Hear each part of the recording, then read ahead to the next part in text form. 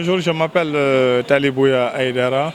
Je suis communicant journaliste. Je viens de publier un livre qui s'intitule Par devoir civique et militant, le Sénégal que je connais.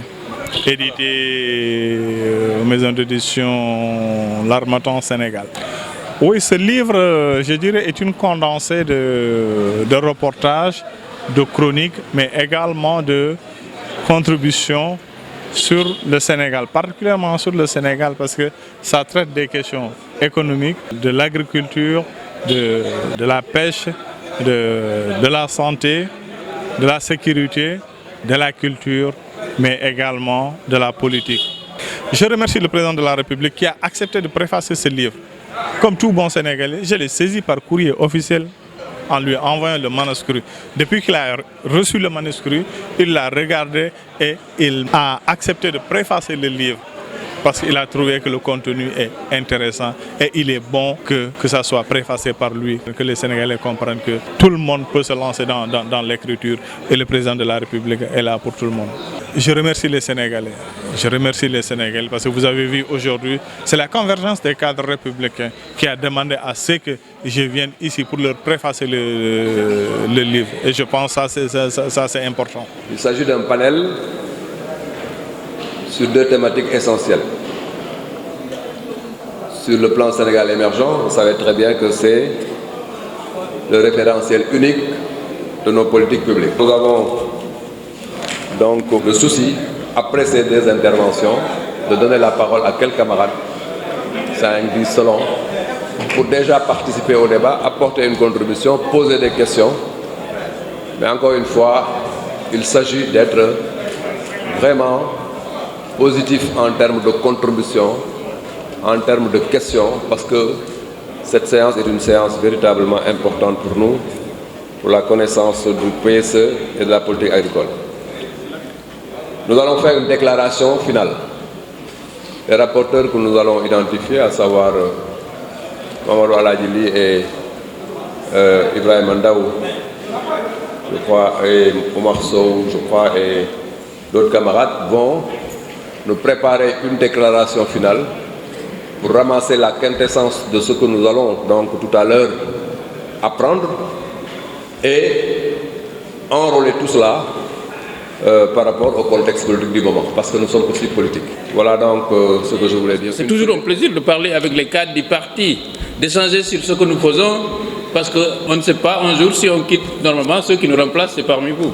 Donc c'est bien que régulièrement on discute pour échanger, pour voir comment vont les secteurs qui nous sont confiés, permettre d'avoir des éléments de langage, comme l'a dit le coordinateur, pouvoir peut-être aller devant les populations, les biais des transformations structurelles du secteur agricole.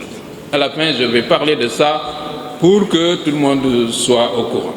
Je suis très ravi de participer à ce panel très important qui redynamise les activités de la CCR. J'étais un peu plus jeune, mais je me rappelle un peu aussi des activités qui étaient tenues au centre culturel Daniel Brottier il y a un peu plus de 10 ans pour montrer que la CCR mérite aussi de célébrer ces 10 années avec tout ce dynamisme, ces idées, mais aussi tout ce qu'il y a comme activité autour et mobilisation pour les idéaux de notre formation politique et du président Macky Sall.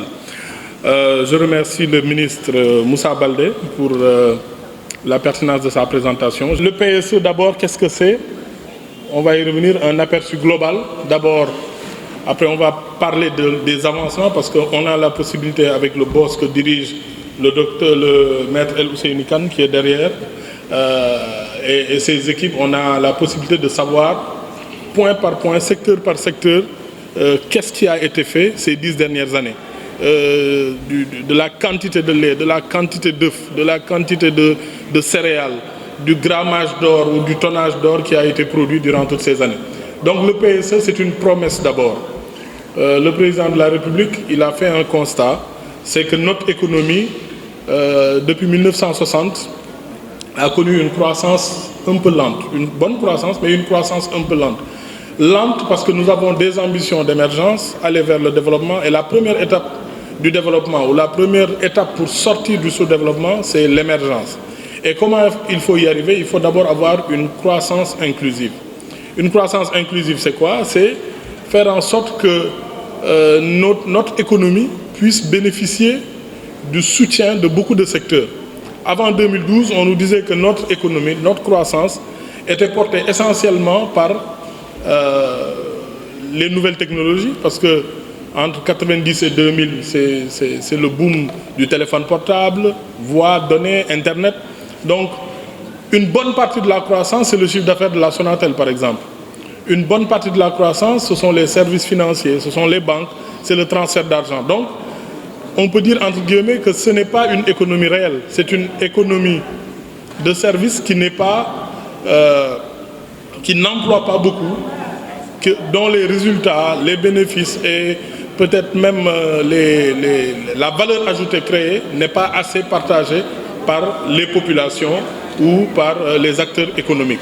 Donc un développement humain, donc une croissance inclusive qui est censée nous donner beaucoup plus de croissance, une croissance qui est censée nous donner des recettes budgétaires plus élevées et des recettes budgétaires qui doivent servir le développement humain.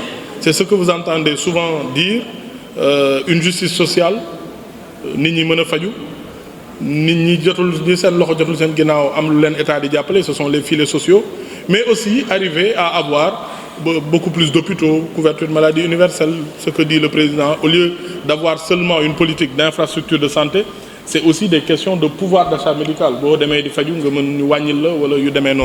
C'est faire en sorte aussi qu'on ait davantage d'universités, qu'on puisse organiser nos formations pour les aligner sur les réalités de la vie économique. Et puis aussi la bonne gouvernance, la paix, la sécurité. Je pense que ce n'est pas un luxe de le dire. Nous sommes dans un monde ou dans une région qui est en proie à beaucoup de difficultés, un péril terroriste et beaucoup de sujets diplomatiques difficiles. Et on voit que le Sénégal y résiste. C'est parce que le plan Sénégal émergent a prévu tous ces aspects-là. Déclaration de la convergence des cadres républicains. Réunis ce jeudi 19 mai 2022 à la permanence de l'APR, la convergence des cadres républicains a fait une brève revue du PSE et a analysé la situation politique nationale. Considérant les résultats tangibles du PSE qui a enregistré des performances remarquables grâce aux investissements significatifs faits par l'État du Sénégal avec un budget qui est passé de 140 milliards en 2012 à 183 milliards en 2022. Ces efforts importants sont à l'origine des productions records dans toutes les spéculations. En guise d'exemple, rien que sur le riz, on est passé de moins de 400 000 tonnes à 1 300 000 tonnes de paddy.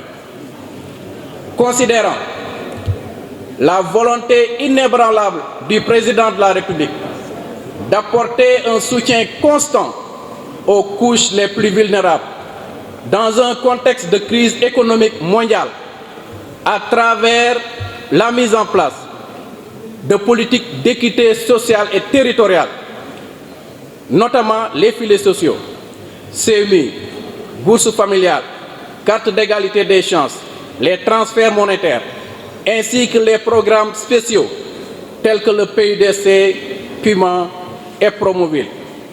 À cela s'ajoutent les efforts considérables dans la stabilisation des prix à hauteur de 500 milliards dégagés par l'État. Analysant la situation politique nationale, la CSR a pris la pleine mesure des enjeux des élections législatives du 31 juillet 2022 et le rôle capital que les cadres doivent jouer dans ce scrutin. C'est pourquoi la convergence des cadres républicains dénonce l'attitude irresponsable d'une certaine partie de l'opposition, notamment la coalition Yewwi Askan Wi, qui se livre encore à son jeu favori de manipulation et de désinformation, en s'attaquant surtout aux institutions de la République. La CSR est dans le réel, restons-nous dans le réel et laissons ceux d'en face, ceux de l'opposition, de Yewwi, Wallu, Ar et autres, dans le virtuel.